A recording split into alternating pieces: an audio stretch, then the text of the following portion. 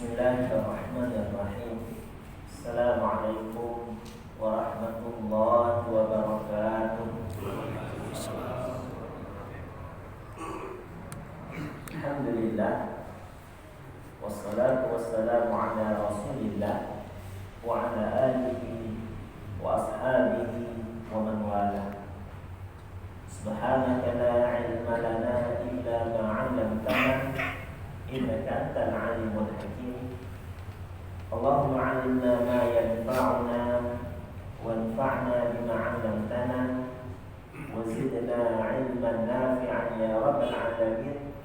Allahumma faqihna fid-din wa 'allimna ta'wil waj'alna min 'ibadika shalihin. Alhamdulillah, hadirin para jemaah salat subuh yang insyaallah dirahmati Allah Subhanahu wa taala. Kembali kita bersyukur pada Allah pada pagi hari ini. Allah Subhanahu wa taala masih memberikan kepada kita kesehatan, alhamdulillah, kesempatan dan umur panjang sehingga kita bisa hadir ke rumah Allah ini untuk melaksanakan salat subuh secara berjamaah. Kemudian kita lanjutkan dengan beriktikaf sampai menjelang waktu syuruk sambil melanjutkan kajian yang berkaitan dengan dosa-dosa besar. Pada pagi hari ini kita sudah sampai ke pembahasan dosa besar yang ke-62, ya, dosa besar yang ke-62, yaitu menisbahkan namanya ke selain bapak biologisnya, ya. Mengklaim namanya kepada nama orang lain yang dia tahu itu bukan bapak biologisnya. Ini tidak boleh. Dan ini masih sering terjadi ketika ada orang tua mengadopsi anak. Ada anak angkat, jadi dibuat dalam surat warisan bahwasanya anak angkat tersebut sebagai anaknya sehingga berhak mendapatkan warisan. Ini tidak boleh. Sebelum turun ayat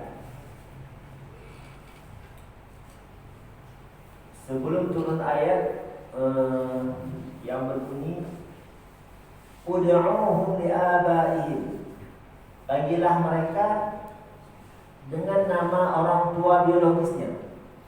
Sebelum turun ayat ini, menisbahkan nama seseorang kepada bapak angkatnya itu masih diperbolehkan, ya. Sebagaimana yang terjadi pada keluarga Nabi Sallallahu Alaihi Wasallam, yaitu Zaid bin Harithah.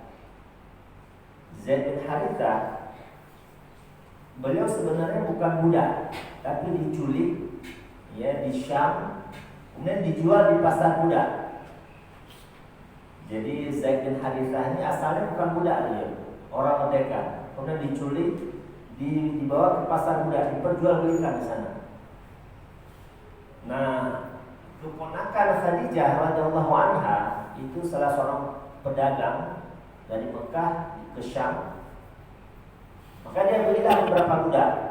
Salah satu yang dibeli oleh keponakan Khadijah yaitu Zaid bin Harithah. Kemudian dibawa ke Mekah. Kemudian hubungi bibinya yaitu Khadijah radhiyallahu anha untuk mengambil budak, ya, sebagai hadiah buat bibinya. Maka datanglah Khadijah ke rumah keponakannya ini. Dia mengambillah Zaid bin Harithah. Ketika dibawa ke rumah Nabi, ternyata Nabi senang. Nabi suka kepada Zaid bin Harithah. Ketika Khadijah melihat hal tersebut, maka Zaid bin Harithah dimerdekakan, kemudian dihadiahkan untuk Nabi Sallallahu Alaihi Wasallam. Ya, saking senangnya Nabi kepada Zaid ini, sampai-sampai orang mengatakan Zaid Zaid bin Muhammad. Ya, saking senang atau hubbun Nabi, saking senangnya Nabi kepada Zaid bin Harithah.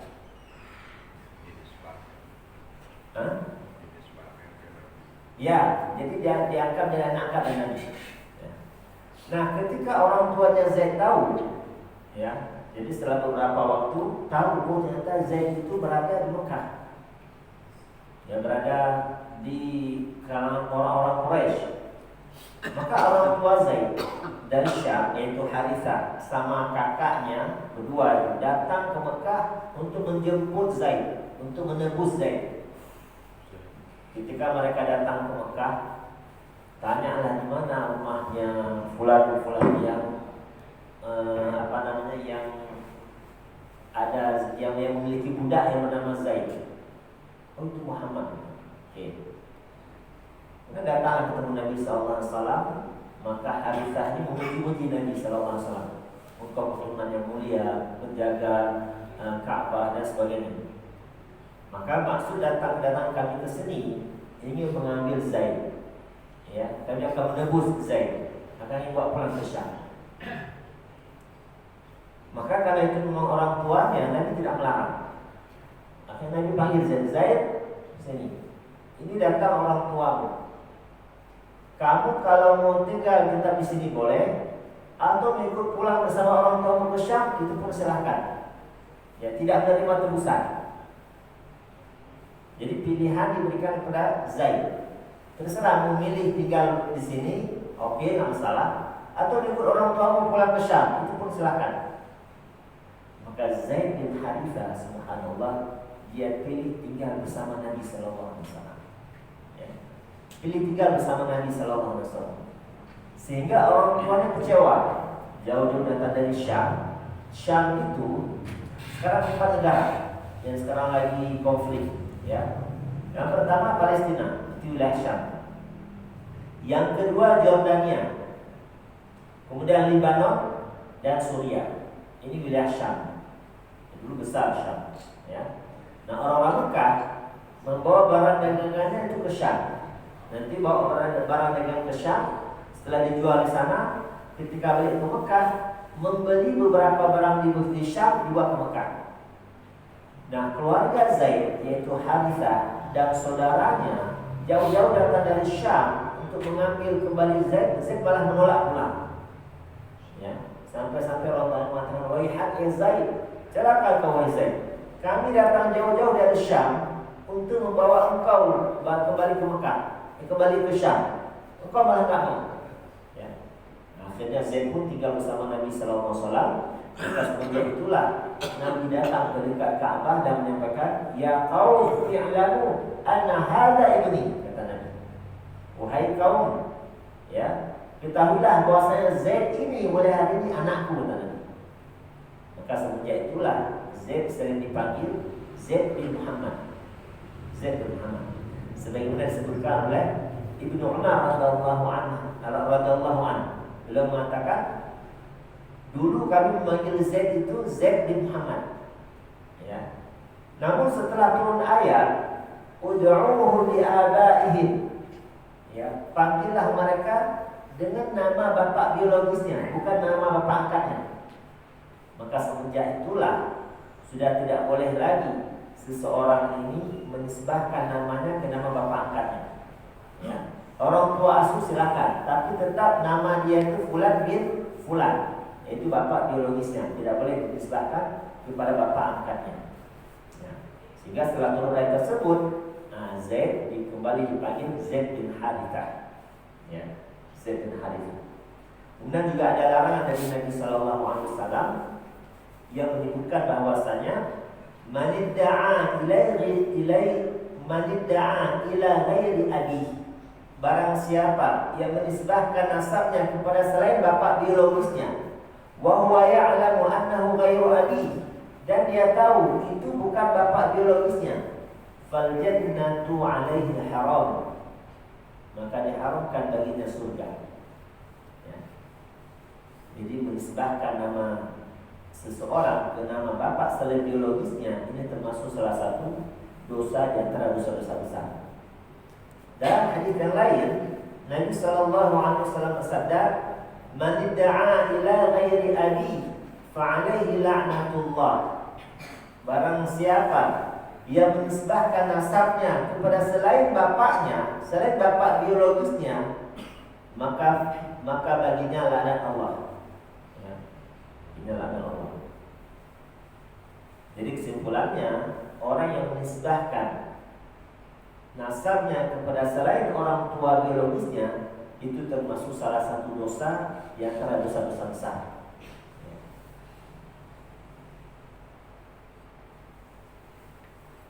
Sehingga Zaid ini sangat disayang oleh Nabi Sallallahu Alaihi Wasallam. Sampai-sampai pada perang Mu'tah, ya, perang Mu'tah ini berperangan antara kaum muslimin dengan orang-orang Romawi. Kaum muslimin pada saat itu pasukannya 3.000 orang, sedangkan orang Romawi 200.000, ya, jauh perbandingannya. Sehingga Nabi melantik 3/5 perang. Sebab bukan rombongan jalan bukan 3/5 enggak. Tapi kalau ini meninggal, ini digantikan lain. Panglima tetap satu, komando tetap satu. Nah, cuma kalau ini meninggal, ini cadangannya. Ini syahid, ini cadangannya. Ada 3 dilantik oleh Nabi. Yang pertama adalah Zaid bin Harithah. Ya, Zaid bin Harithah. Yang kedua Ja'far bin Abi Thalib. Ya, yang pertama anak angkat Nabi, yang kedua keponakan sepupu Nabi Ja'far bin Abi Thalib, dan yang ketiga Abdullah bin Rawahah. Ini 3 panglima diangkat oleh Nabi Sallallahu Alaihi Wasallam. Kemudian Ja'far bin Abi Thalib sempat mengeluh kepada Nabi, "Wahai Rasulullah, janganlah Zaid bin Harithah yang memimpin kami, kan orang Quraisy. Ya gantilah yang lain." Yang ketiga, khair insyaallah. Sehingga tetap kemungkinan di bawah Zaid bin Harithah. Ketika terjadi peperangan, semua yang dilantik oleh Nabi ini meninggal syahid semua. Yang pertama kali syahid Zaid bin Harithah. Dia pegang bendera itu royal. Jadi zaman dahulu tanda kalah perang ini benderanya jatuh ke bumi. Itu berarti tanda kalah perang. Maka ketika bendera dipegang oleh Zaid bin Harithah, ya, beliau kemudian syahid, maka bendera jatuh ke bumi. Diambil langsung diganti oleh Ja'far bin Abi Thalib agar bendera tidak jatuh ke bumi.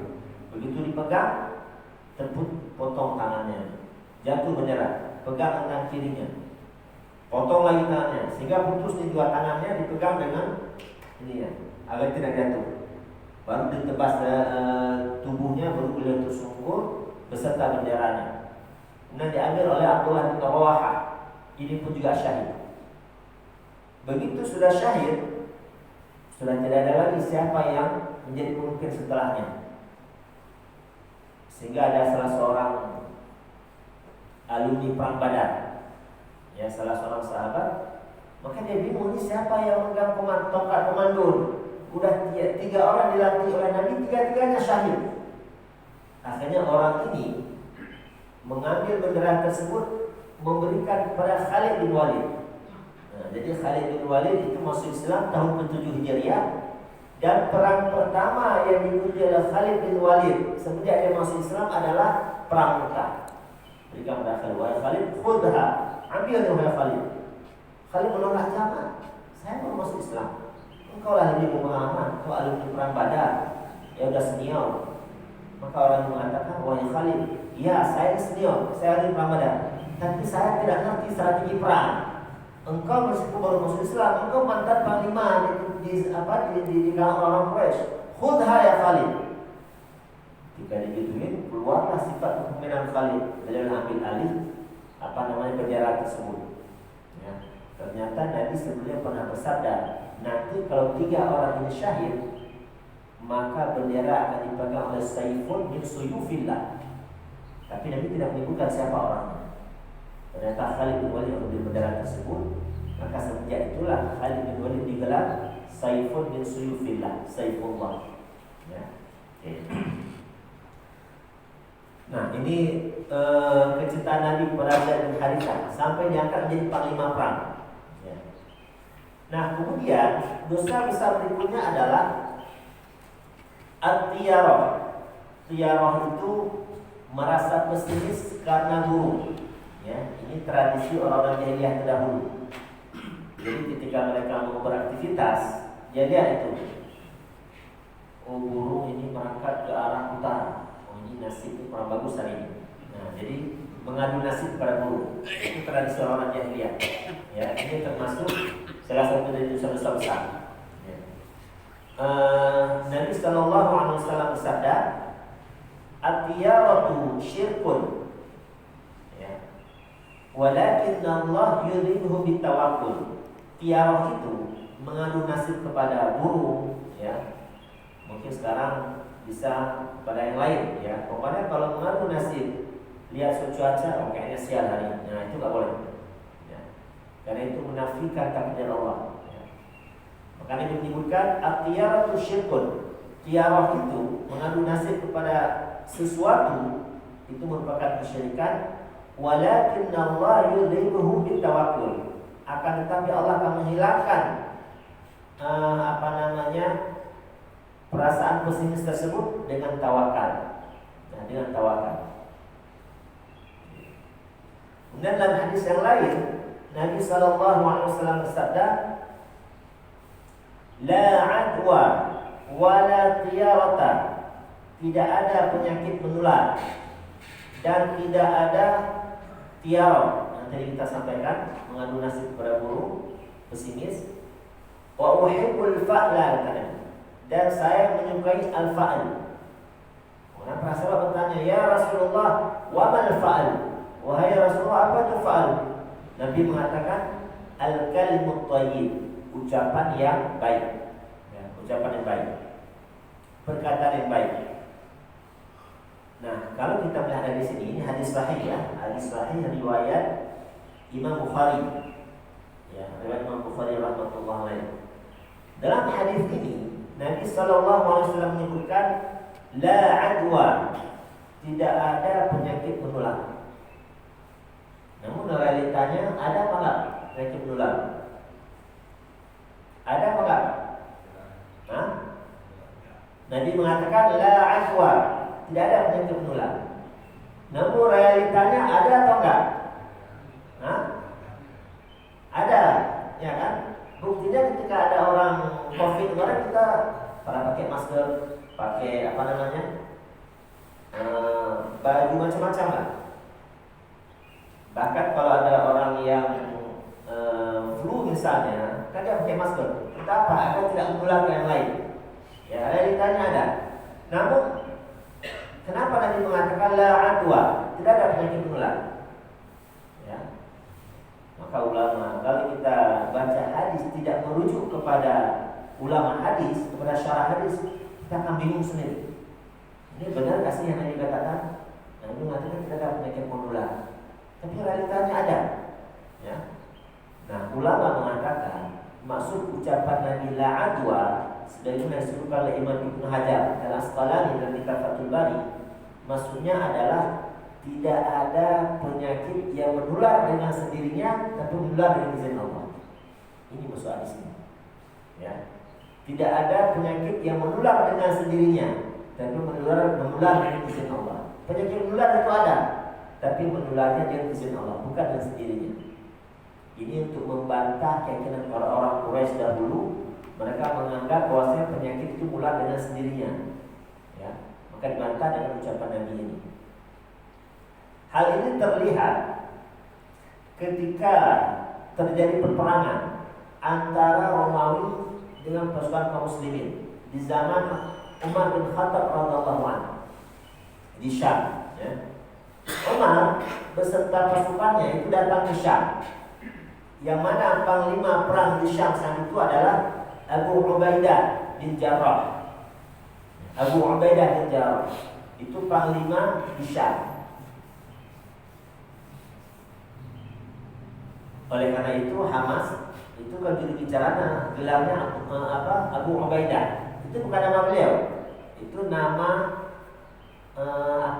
nama samaran, ya. Karena memang pimpinan di zaman Nabi dulu itu di zaman dahulu Abu Ubaidah itu menjadi panglima di Syam. Nah, karena Palestina terletak di Syam, maka juru bicaranya kemarin itu bernama Abu Ubaidah, itu nama samarannya, bukan nama asli beliau. Nah, ketika Umar beserta pasukan datang dari Madinah menuju ke Syam, ya, untuk membantu kaum muslimin yang ingin berperang, yang akan berperang dengan orang-orang Romawi. Ketika di perjalanan, Umar mendapatkan informasi bahwasanya di di Syam sudah ada wabah COVID, ya, terjadi wabah. Maka terjadi perselisihan di kalangan sahabat. Jadi kebiasaan Umar itu ketika ada keputusan yang mau diambil, itu minta dulu pendapat orang Muhajirin dan minta pendapat orang Ansor. Ini gimana nih? Kita tidak masuk ke Syam atau balik ke Madinah? Karena Syam sedang dilanda wabah, sedang ada COVID. Mana? Kemudian Umar bertemu dengan Abu Ubaidah. Bertemu Abu Ubaidah. Sehingga orang Muhajirin ada sebagian sahabat mengusulkan, kita tetap masuk. Kita tetap masuk ke Syam, ya. Karena kita keluar dari Madinah untuk menuju ke Syam, kita lanjutkan masuk ke Syam. Nah, sebenarnya nanti mengusulkan, ya, wahai Amirul Mukminin, sebenarnya kita kembali ke Madinah. Itu Syam sedang dilanda wabah. Nanti takut akan terkena kaum muslimin, ya. Nah, ketika itu akhirnya singkat ceritanya Umar mengambil keputusan untuk kembali ke Madinah. Ya. Apa kata Abu Ubaidah? Ya, apa kata Abu Ubaidah? Afirara min qadrillah ya Amirul Mukminin. Apakah kau lari dari takdir Allah wahai Amirul Mukminin? Kalau kau kena wabah, ya sudah ada takdir Allah. Enggak, itu ada takdir Allah. Umar mengatakan, "Na'am. Afiru min qadrillah ila qadrillah," kata Umar. Ya, saya lari dari takdir Allah menuju takdir Allah yang lain. Ya, ini menunjukkan ada penyakit menular, cuma dia menular dengan izin Allah, bukan menular dengan sendirinya. Jadi Umar mengatakan, ya saya lari takdir Allah, tapi menuju takdir Allah yang lain. Ya, jadi kita punya pilihan. Makanya kesalahan besar ketika orang mengatakan, Pak Ustaz, itu kenapa ketika orang masuk penjara, ini sudah takdir Allah saya masuk penjara. Benar takdir Allah, tapi Allah juga punya takdir yang lain, ya. Yang bisa jadi datang kematian juga ada bagian dari takdir Allah. Ya. Maka dalam surah Asy-Syams, apa kata Allah? Fa'alhamaha fujuraha wa taqwaha. Kami berikan manusia dua pilihan, jalan baik dan jalan buruk. Kita memilih yang mana, takdir yang mana kita pilih. Ya. Nah, kemudian keputusan Umar ini diperkuat oleh hadis Nabi Sallallahu Alaihi Wasallam. Ya, jadi di rombongan tersebut ada Abdurrahman bin Auf. Abdurrahman bin Auf ketika terjadi perdebatan antara Umar dengan Abu Ubaidah, itu kan tidak ada lagi hajat, lagi beliau tidak ada di tempat. Begitu beliau balik, ya, kemudian Abdurrahman bin Auf mengatakan, Sami'tu Rasulullah sallallahu alaihi wasallam yaqul, ya, aku mendengar Nabi sallallahu alaihi wasallam bersabda. Nabi sallallahu alaihi wasallam bersabda, "Idza sami'tu bihi bil ardin fala taqdimu alaihi." Apabila kalian mendengar di suatu tempat ada wabah, maka jangan masuk ke tempat tersebut, kata Nabi.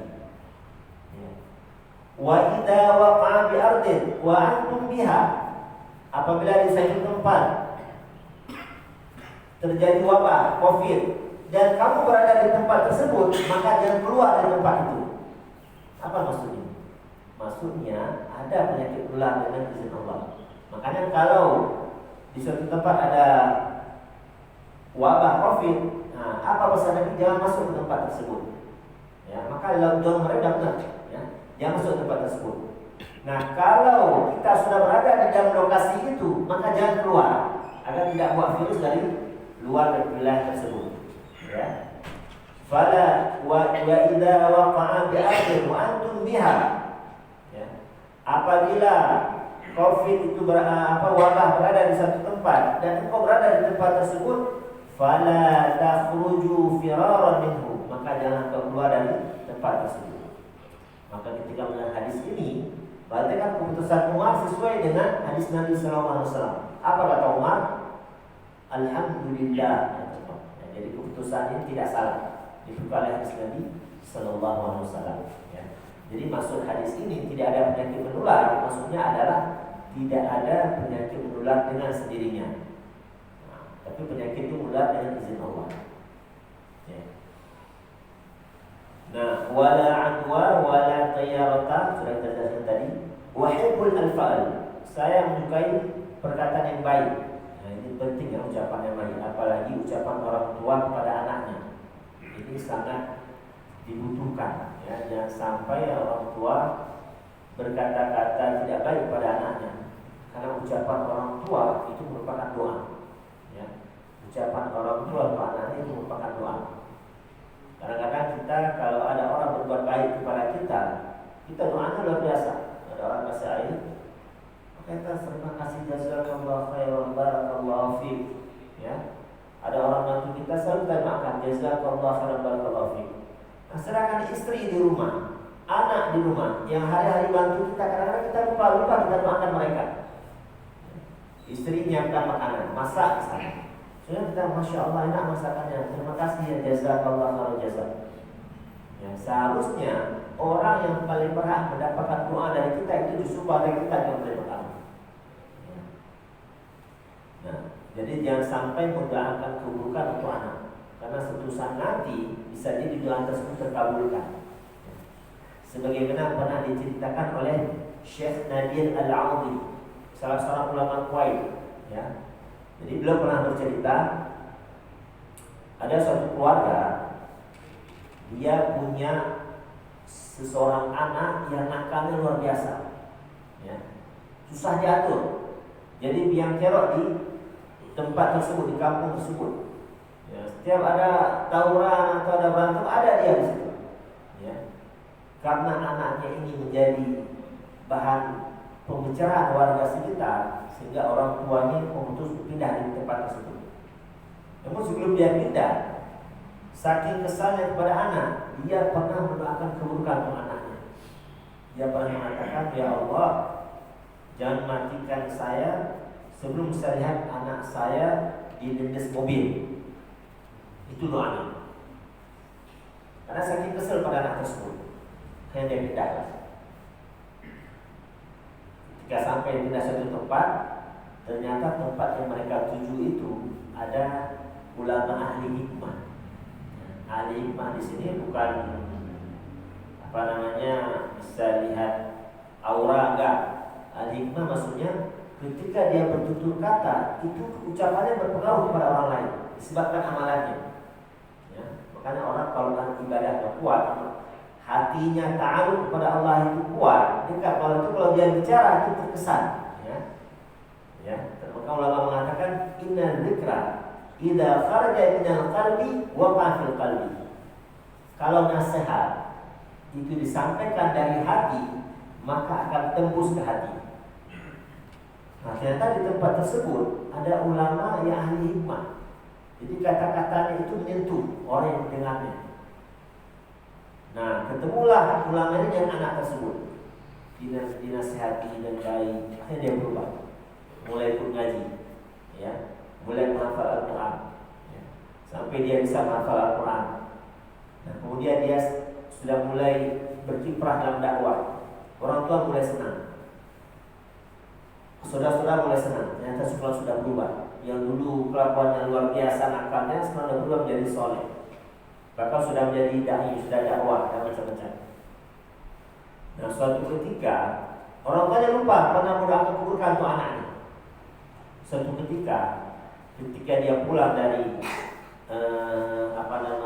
pengajian, maka mobilnya masuk terowongan. Akhirnya mogok di terowongan. Dia turunlah dari mobil, dia periksa di bawah mobil, ya. Kemudian datang mobil yang lain dengan kecepatan tinggi, nabrak dari belakang, maka mobil itu naik ke perut dia, terlindas sama persis seperti doa bapaknya. Subhanallah, ketika anak ini dibawa ke rumah sakit, ya, mulutnya ini senantiasa melantunkan Al-Quran, baca Al-Quran sangat dekat dengan dia, sampai ketika sakratul maut yang keluar Al-Quran, bacaan Al-Quran. Berarti anak ini saking dekatnya dengan Al-Quran. Ya, maka orang kalau sudah cinta pada sesuatu itu bisa bawa mimpi, bisa bawa ngigo. Ya, makanya bapak-bapak yang belajar bahasa Arab itu tanya sama istrinya, dia ngigonya pakai bahasa Arab. Ya, dia ngigonya pakai bahasa Arab. Ya. Dan dulu pernah ya, jadi ketika tidur sama teman, dia bilang kamu ngigolnya aja pakai bahasa Arab. Ya. Itu saking senangnya bahasa Arab pasan itu. Nah anak ini saking dekatnya dengan Al-Quran, ketika dibawa ke rumah sakit, lisannya terus baca Al-Quran sampai dia wafat. Kemudian informasi ini sampailah kepada bapaknya, bahwa si fulan meninggal di dinas mobil. Baru dengar ya Allah, dulu saya pernah doa kabulkan. Ini mungkin doa tersebut dikabulkan oleh Allah. Maka dia menyesal, ya, sampai matanya buta, saking nangis menyesali doanya tersebut. Ya. Makanya jangan pernah mendoakan keburukan doa. Seburuk apapun anak kita, senangkalah apapun, doakan kebaikan untuk dia. Karena susah nanti doa kita akan dikabulkan oleh Allah Subhanahu wa taala. Orang tua itu udah nasi jadi bubur, dia sudah pernah melakukan keburukan, nah sekarang dibalasan. Ya. Nah diceritakan pada orang tuanya bahwa si fulan itu sebelum wafat terus membaca Al-Quran. Maka orang tuanya sedih karena telah melakukan keburukan untuk anaknya. Maka anak itu apapun kondisinya akan kebaikan. Satu saat akan Allah ubah sifatnya itu dari yang tidak baik menjadi baik. Tidak ada yang susah di Allah Subhanahu wa taala. Nah, kemudian dosa besar berikutnya adalah asyurbu fil dhahabi wal fiddah. Minum dari wadah yang terbuat dari emas dan perak. Ini enggak boleh. Minum dari wadah yang terbuat dari emas dan perak. Piring terbuat dari emas atau perak enggak boleh dipakai untuk makan minum. Kemudian gelas terbuat dari emas dan perak enggak boleh. Yang utama-utamanya adalah gelasnya dari emas, enggak boleh. Nabi sallallahu alaihi wasallam bersabda, "La talbasul harira wa la dibaj." Janganlah kalian memakai harir dan dibaj. Ini jenis sama sejenis dengan harir, ya. Tidak boleh memakai pakaian harir, sutra. Ini sutra yang original, ya. Bukan sutra yang KW. Nah, kalau kita beli di pasar ada kain sutra, itu KW. Yang original itu tidak boleh. Wala tashrabu fi aniyatil dhahab wal fiddah. Janganlah kalian minum dari wadah yang terbuat dari emas dan perak. Wala ta'kulu fi sihafiha. Jangan makan dari piring yang terbuat dari emas dan perak. Fa innaha lahum fid dunya. Karena semua itu merupakan itu bagi orang-orang non-muslim, walakum fil akhirah, dan bagi kalian nanti di akhirat. Ya, jadi kalian tidak akhirat. Maka di akhirat nanti penghuni surga makan terbuat dari piring yang dari emas, boleh dari masalah. Kalau dari surga. Dalam hadis yang lain Nabi bersabda, "Innal ladzi ya'kulu aw yashrabu fi ina'il dhahab wal fiddah innama yujarjiru fi batnihi nar jahannam." Ya. Sesungguhnya orang yang makan dan minum dari wadah yang terbuat dari emas dan perak, ya, pada hakikatnya mereka sedang menggejolakkan api neraka jahanam dalam perutnya. Ini ancaman dari Nabi sallallahu alaihi wasallam. Dalam hadis yang lain, "Man syariba fi fiddah lam yashrab fiha fil akhirah." Barang siapa yang minum dari emas dan perak di dunia ini, maka dia tidak akan minum di akhirat. Dan ini menunjukkan bahwasanya nanti kaum muslimin di akhirat itu meminum minuman dari wadah terbuat dari emas atau perak. Ya. Karena hal tersebut dilarang di dunia, tapi boleh di akhirat. Sama seperti khamar. Khamar itu diharamkan di dunia, tapi halal di akhirat. Makanya di surga kan ada 3 sungai, ya. Ada sungai susu, sungai madu, dan sungai khamar. Ya. Jadi halal, haram di dunia, halal di akhirat. Ya. Nah, kenapa ini dilarang? Karena ini akan menyakitkan hati kaum muslimin yang lain, ya. Pemborosan harta. Daripada dibuat jadi piring, ya, mending diinvestasikan lebih bermanfaat, ya. Kemudian dosa besar berikutnya adalah al-jidal wal mira', yaitu berdebat. ya, bertengkar, debat kusir, itu yang dilarang. Ya, kalau berdebat, ya berdebatlah yang ilmiah. Berdebat untuk mencari kebenaran, bukan berdebat untuk mencari pembenaran. Ya. Nah, Nabi di sini disebutkan Allah berfirman, "Wala tujadilu ahlal kitabi illa billati hiya ahsan." Janganlah kalian berdebat dengan ahli kitab kecuali dengan yang baik. Ya, kecuali dengan hal baik. Kemudian Imam Al-Zahabi menukilkan hadis dari Nabi sallallahu alaihi wasallam yang berbunyi, "Inna abghadar rijali ila Allah." Sesungguhnya laki-laki yang paling dibenci oleh Allah aladul khasir, yaitu orang yang suka berdebat, orang yang sering dalam berbantah-bantah, apapun dibantah. Ya, ini termasuk orang yang tidak disukai oleh Allah Subhanahu wa taala. Dalam hadis yang lain Nabi bersabda, Man jadala fi khusumatin bighairi ilmin lam yazal fi sakhatillah hatta yanzi'a.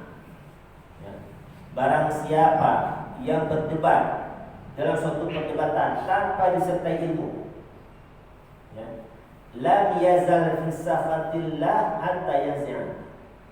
Mereka senantiasa berada dalam kemurkaan Allah sampai berhenti dari perbuatan tersebut.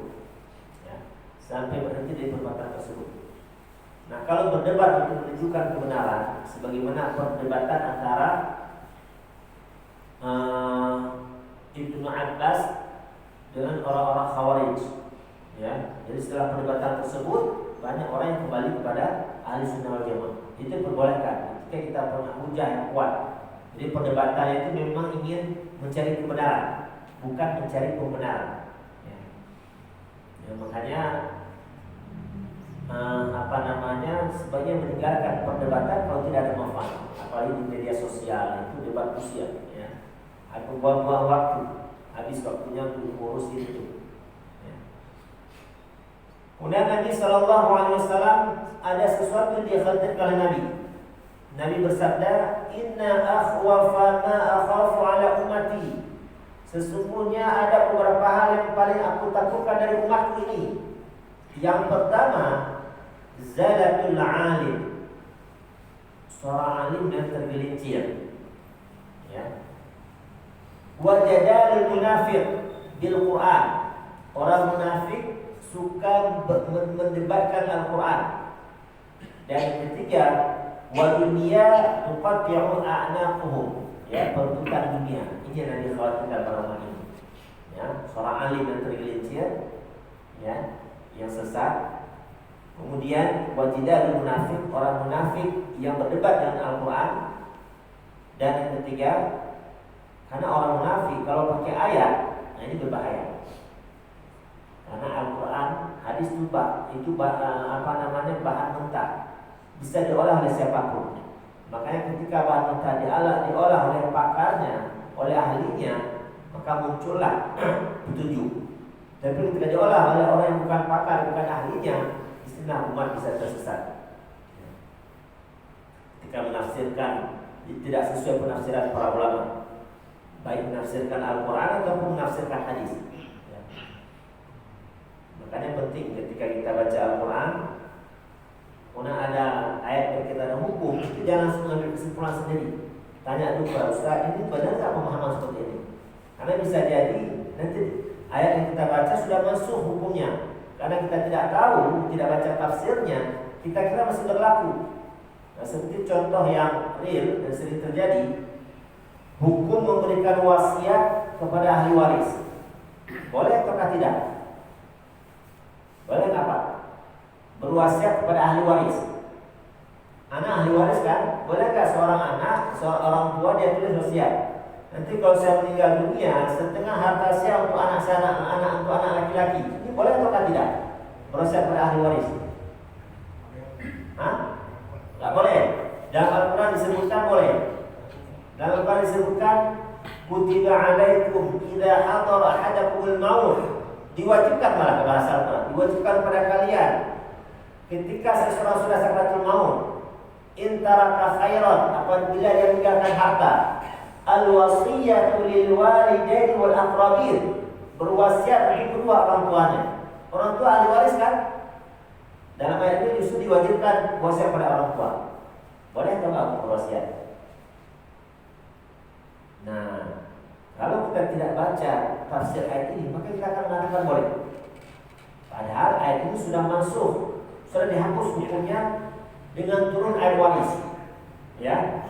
Jadi awal-awal datang Islam, sebelum turun ayat waris, memberikan warisan kepada ahli waris itu dengan jalur wasiat. Makanya hukum berwasiat itu wajib dulu. Jadi ketika ada orang sakaratul maut, maka dikasih sehelai kertas untuk tulis siapa saja ahli warisnya yang berhak mendapatkan wasiat, yang berhak mendapatkan harta. Siapa yang tertulis di surat tersebut, dia ahli waris. Yang tak tertulis, meskipun anak kandung, bukan ahli waris. Ini ketika awal datang Islam, ya, berdasarkan ayat tadi, wajib hukumnya. Nah, ketika turun ayat waris, maka berwasiat kepada ahli waris sudah nggak boleh. Ya, ketika turun ayat waris, hukum berwasiat kepada ahli waris sudah masuk hukumnya, sudah nggak diperbolehkan lagi. Ya, hal ini diperkuat dengan hadis Nabi Sallallahu Alaihi Wasallam riwayat Imam Abu Dawud. Nabi bersabda, Inna Allaha a'ta kulla dhi haqqin haqqahu, fala wasiyata lil waris.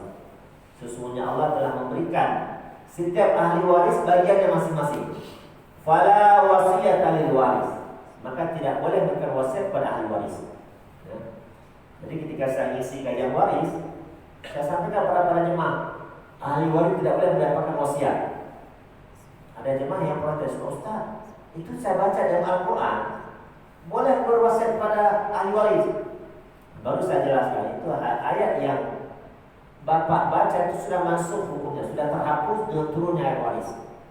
Nah, kalau kita tidak baca tafsir, tidak tahu ayat itu sudah terhapus. Nah, makanya kalau kita membaca ayat-ayat yang berkaitan dengan hukum, itu jangan langsung dipahami sendiri, tapi tanya dulu kepada ustaz, kepada ahlinya, biar ustaz nanti yang melihat tafsirnya itu apa. Ya, akan tidak salah dalam memahami ayat tersebut. Apakah ayat tersebut sudah masuk atau masih berlaku? Ya. Jadi kesimpulannya tidak boleh memberikan wasiat kepada ahli waris. Orang yang sudah masuk daftar ahli waris tidak boleh mendapatkan wasiat. Ya. Kalau bapak punya anak dan punya cucu, bapak punya anak laki-laki dan punya cucu laki-laki, bapak boleh berwasiat harta bapak kepada cucu laki-laki, karena cucu bukan ahli waris kalau masih punya bapaknya. Ya, jadi cucu bukan ahli waris kalau masih punya anak laki-laki terhijab, maka boleh memberikan wasiat kepada cucu. Ya. Insyaallah kalau sudah selesai ini, mungkin ini kita tinggal 2 pertemuan lagi. Mungkin Desember selesai, mungkin kita akan bahas kajian waris. Ya. Dan insyaallah kalau nggak ada halangan, mungkin 1 Januari buku saya sudah launching, ya, mengenai saya tulis buku konsep pembagian warisan dalam Islam. Itu saya sebutkan di situ 10 penyimpangan waris yang ada di Indonesia. Kemudian KHI, Kompleks Hukum Islam dalam perspektif ilmu waris, itu saya bahas di situ. Jadi tidak semua yang ada dalam KHI itu sesuai dengan ilmu waris. Ya, saya sudah meneliti ada sekitar 7 pasal dalam KHI, Kompilasi Hukum Islam, yang tidak sesuai dengan hukum waris. Ya, mudah-mudahan saya kita bahas setelah kali insyaallah. Nah, jadi kembali ke pembahasan kita. Jadi jangan berdebat kalau dengannya debat kusir, ya. Kalau debat ini mencari kebenaran, silakan. Tapi kalau debat mencari kebenaran, sebenarnya ditinggalkan, karena itu mengundang kemurkaan Allah Subhanahu Wa Taala. Dan Nabi juga bersabda dalam hadis yang lain, akhwafu ma akhafu ala ummati kullu munafiqin alimil lisan. Yang paling aku takutkan dari umatku adalah orang-orang munafik yang pandai bersilat lidah. Ya, yang pandai bersilat lidah. Ini yang paling aku takutkan. Kemudian Nabi Sallallahu Alaihi Wasallam juga bersabda,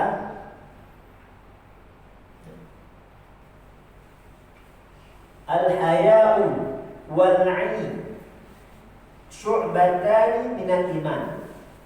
Ya, malu, sifat malu dan sedikit bicara ini merupakan dua cabang dari cabang-cabang keimanan. Ya. Jadi banyak ngomong itu gak bagus, kecuali kalau omongannya itu omongan kebaikan. Ya. Karena setiap yang kita keluarkan akan dihisab. Oleh sebab itu sudah ulama mengatakan diam itu nilainya emas, bicara nilainya perak. Artinya lebih baik diam daripada berbicara. Kalau berbicara, berbicara yang baik. Kalau nggak bisa berbicara yang baik, maka diam. Ya, ini sesuai dengan hadis Nabi Sallallahu Alaihi Wasallam. Man kana yu'minu billahi wal yawmil akhir, falyaqul khairan aw liyasmut. Berkatalah kata-kata yang baik atau kalau nggak diam. Karena kalau diam kita lebih selamat. Karena kata-kata tidak kita keluarkan. Kalau sudah kita keluarkan, itu akan kita pertanggungjawabkan. Ya, akan kita pertanggungjawabkan. Ya. Maka Nabi bersabda, al-haya'u, sifat malu, wal-'i, dan sedikit bicara, syu'batan minal iman. Ini dua sifat yang merupakan cabang keimanan. Wal-bada'u, dia berkata-kata kotor. Wal-bayanu, banyak bicara, banyak omong. Tentu bicara yang tidak ada faedahnya, ya, omong kosong. Syu'batan minan nifaq, maka itu dua cabang dari cabang-cabang kemunafikan. Ya. Nah, kalau tidak bisa berkata dengan yang baik, lebih baik diam. Ya. Ya. Wallahu a'lam bishawab. Kita coba sampai di sini. Baik, kita coba sampai di sini. Kalau Bapak ada pertanyaan silakan.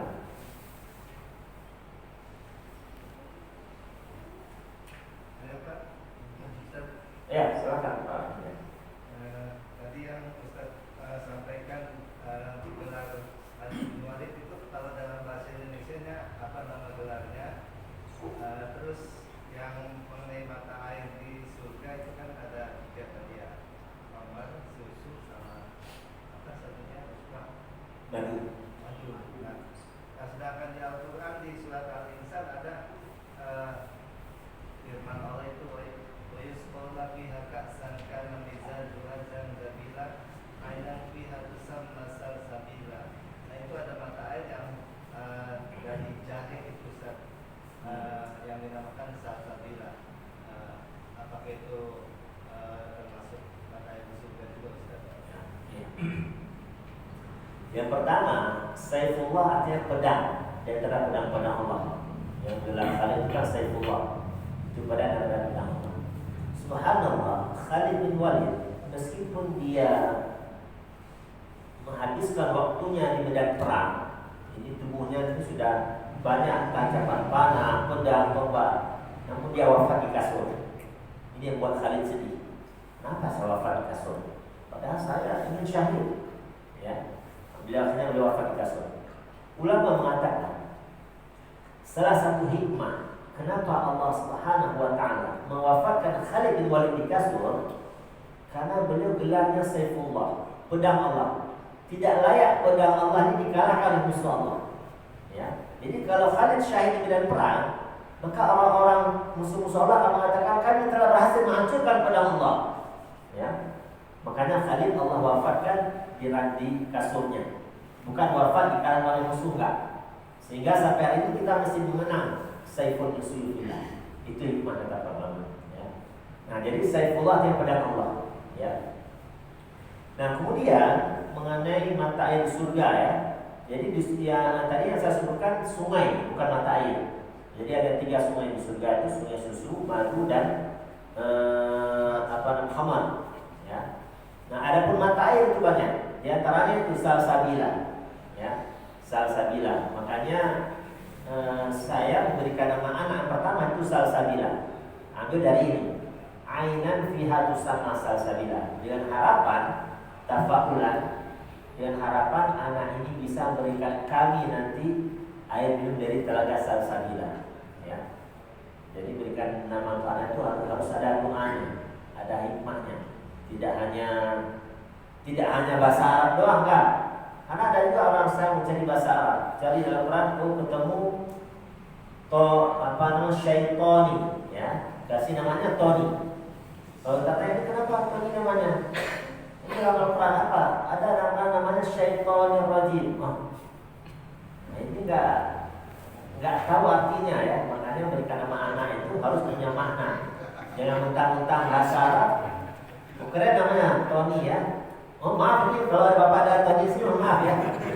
Ada sini. Oh nggak ada orangnya ya. Mungkin itu bukan itu apa yang filosofinya ya. Ya itu nggak ada orangnya di Quran besar.